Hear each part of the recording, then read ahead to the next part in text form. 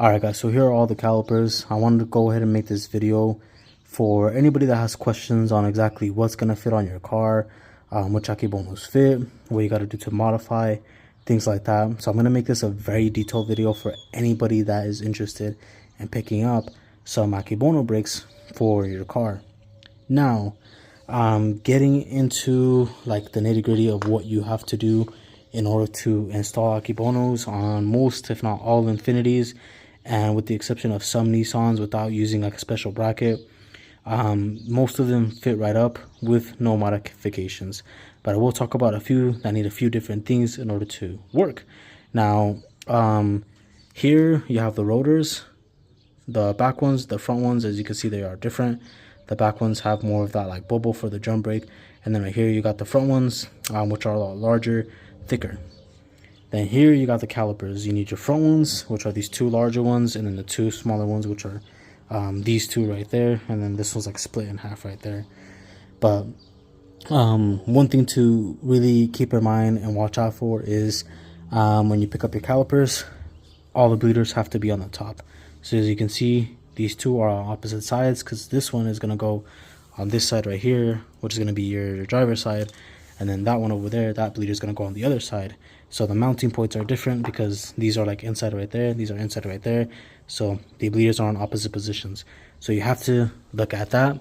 And the reason I say that is because I actually had an issue a long time ago when I did my big brake kit on my 370Z. The bleeders, which are these right here, they had given me two calipers that were the exact same thing. So it delayed me installing the caliper because I needed the other one. So this side right here, I didn't notice until I was actually installing it, was the same as the other side, and I couldn't put it on the car.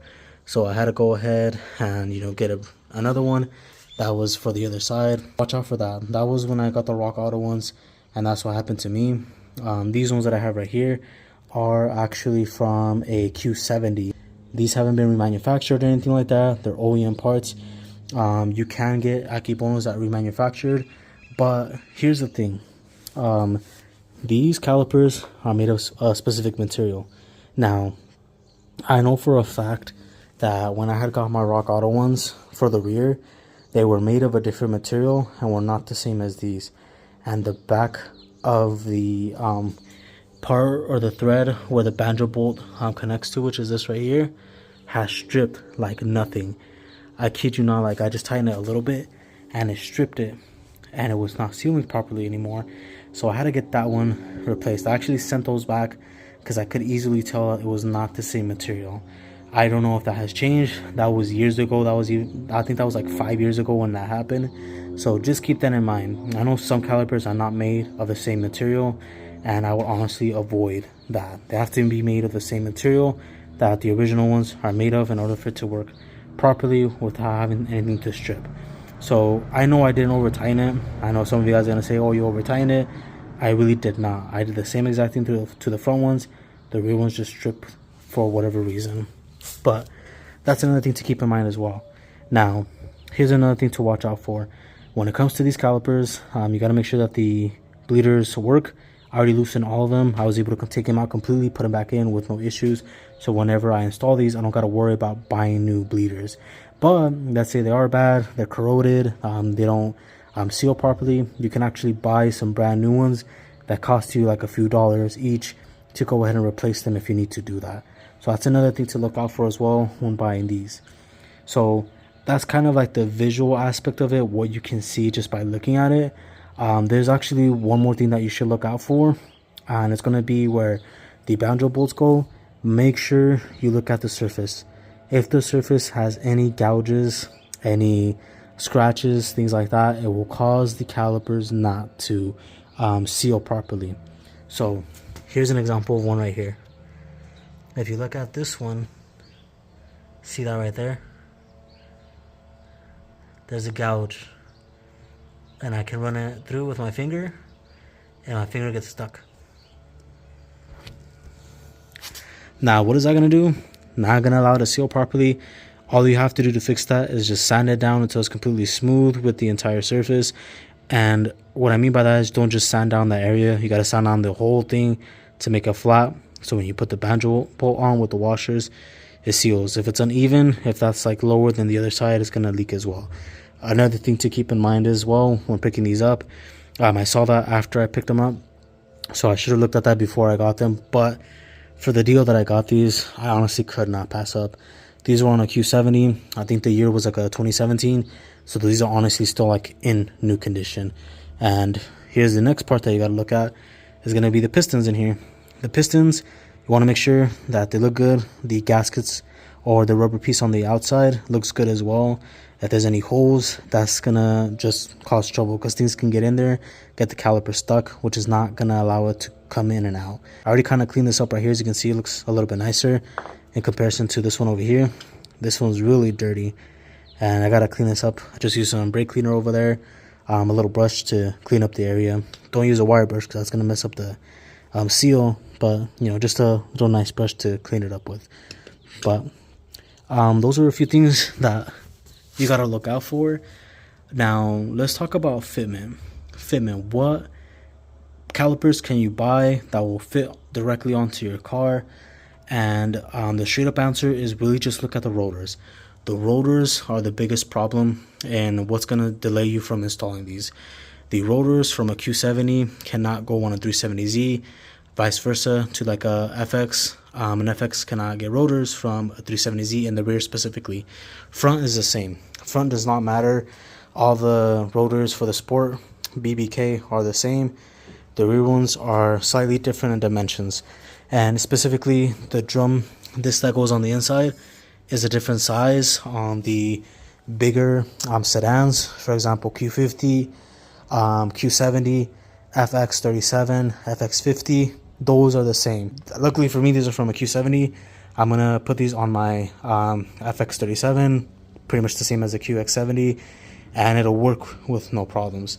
Now the only thing that I actually need to make this work is you can buy the stainless steel brake lines, or you can use your stock lines and buy the banjo bolts, which is what I'm actually gonna do. I'm gonna keep my stock lines, use the banjo bolts that I'm gonna pick up from Concept Z, which is local to me, and also some O-rings. So there's another subject I forgot to talk about, the O-rings. So aside from these rubber seals right here, you also have O-rings that go right in that middle hole right there. There's a seal that goes right on the outside. So in this case, I didn't notice this until I actually opened up the caliper, because I was kind of thinking, I was like, it looks like the O-ring is kind of missing because they were put together, these calipers, but not all the way, they were still loose. And I noticed the O-ring was missing, and if I didn't check that, I would have had a leak right in this area right here. So something else to look out for when buying the BBK. Now luckily for me, these are all like in really good condition. They look nice. So I was gonna paint them if I got some like nasty ugly looking ones, and I wanted to do like a blue, but I plan on just keeping it this color. Maybe in the future I'll paint them, but for the most part these look like they're in pretty good shape and don't plan to repaint them right now. But other than that, I think that's the main thing that I can really think of. Now going to a little bit more specifications on what fits.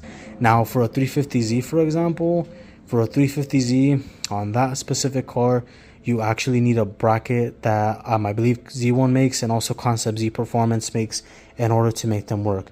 Because the 350Z, they didn't come with the Akebonos. They actually came with Brembos if it was like the Sport.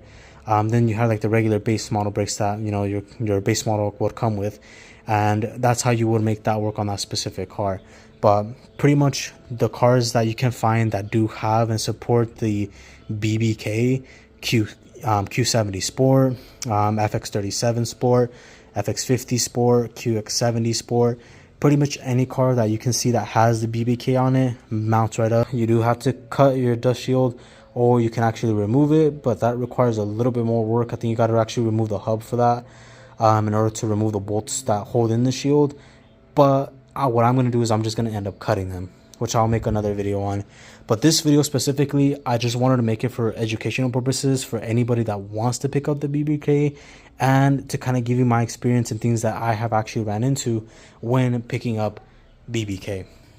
Brake pads, you know, they're the same. As long as it's the Sport model, brake pads, they will work. As you can see, these are like almost new. which is insane. So I'm going to reuse these brake pads. No reason for me to get some different ones. Now, one of the biggest things that you got to look out for when you are picking up the Akebono calipers is you want to make sure that your wheels actually clear the big brake kit. For example, these right here are 20 times 10.5 in the front, 20 times 11.5 in the rear with -10 offset. And it does clear, but barely. Like right there, if you check it out, there's not even a finger gap of clearance. Can't even fit my finger in there. But you gotta be mindful with the type of wheels that you get. Now, if you buy wheels that are OEM from like a 370Z, most if not all of those clear the Akebono, even the base model wheels. I used to have 370Z wheels that were the base ones, that were 18s, and they cleared the Akebonos without a spacer. Same thing for like the 370Z Sport Rays, the NISSAN wheels, GTR wheels, those all clear the Akebonos. So best bet is just buy aftermarket wheels or buy OEM wheels that are, you know, meant for the sport model of the car that you're picking it up. For example, like Q70, they have the sport model wheels. You also have the M37. You also have the M56.